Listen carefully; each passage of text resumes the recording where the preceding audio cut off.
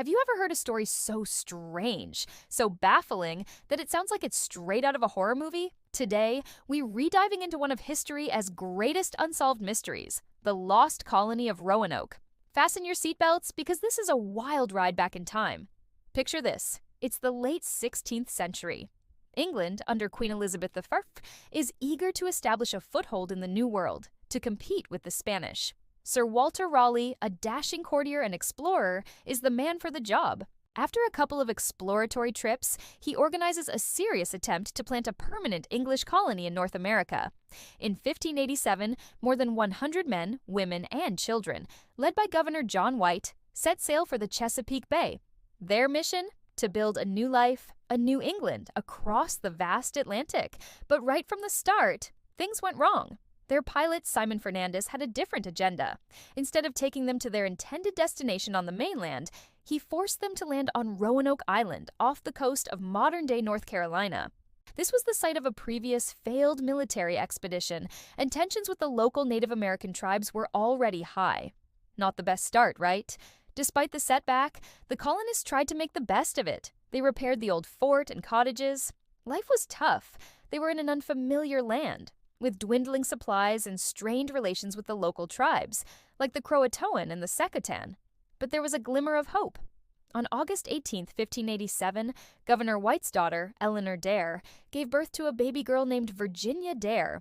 She was the first English child born in the Americas, a symbol of a new beginning. But their supplies were running out fast. The colonists realized they wouldn't survive the winter without help from England. They persuaded Governor John White to sail back and fetch reinforcements and provisions. It was a heart-wrenching decision. He had to leave behind his entire family, his daughter, his son-in-law, and his brand-new granddaughter, Virginia. Before he left, they agreed on a secret code. If the colonists had to leave Roanoke Island for any reason, they would carve their destination into a tree. If they were in danger, they were to carve a Maltese cross above the name. White promised to return as quickly as possible, but fate and international politics had other plans. When he arrived back in England, he found the country on the brink of war with Spain. The massive Spanish Armada was preparing to attack, and every available ship, including White's, was commandeered for the war effort. He was trapped, unable to return to his family and his colony. Imagine his desperation, knowing over 100 people, including his own grandchild, were counting on him, an entire ocean away. 3 long, agonizing years passed. 3 years. Finally, in 1590, after the defeat of the Spanish Armada, White managed to secure passage on a privateering expedition and made his way back to Roanoke. On August 18th, his granddaughter Virginia's 3rd birthday, he finally landed on the island. He and his men approached the settlement, shouting and sounding trumpets, expecting a joyful reunion. But all they found was an eerie silence. The colony was gone. The houses had been dismantled, not burned or destroyed, but carefully taken down. The entire settlement was deserted. There were no signs of a struggle, no bodies, no skeletons. It was as if over 100 people had simply vanished into thin air. Then they saw it, the clue they had agreed upon. Carved into a wooden post of the fort's entrance was a single cryptic word: Croatoan. Just that. No Maltese cross, which meant they hadn't left in distress. White also found the letters CRO carved into another nearby tree. Croatoan was the name of a nearby island, now known as Hatteras Island, and also the name of the friendly Native American tribe that lived there. This seemed like a clear sign. His hopes surged. The colonists must have moved to Croatoan Island to live with their allies. It made perfect sense. White was desperate to sail to Croatoan just 50 miles south to find his family. But once again, disaster struck. A powerful storm rolled in, a hurricane. The anchors of their main ship were lost, and the weather made a journey to Croatoan impossible. With his crew near mutiny and their ships damaged, White was forced to abandon the search and return to England, heartbroken. He would never see his family or the colonists again. He died a few years later, never knowing what became of the lost colony. And that's where the story, for a long time, ended.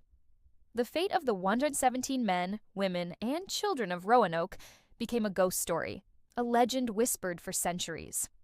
So, what really happened to them? Let's explore the leading theories. The most obvious theory, and the one John White himself believed, is that the colonists relocated to Croatoan Island.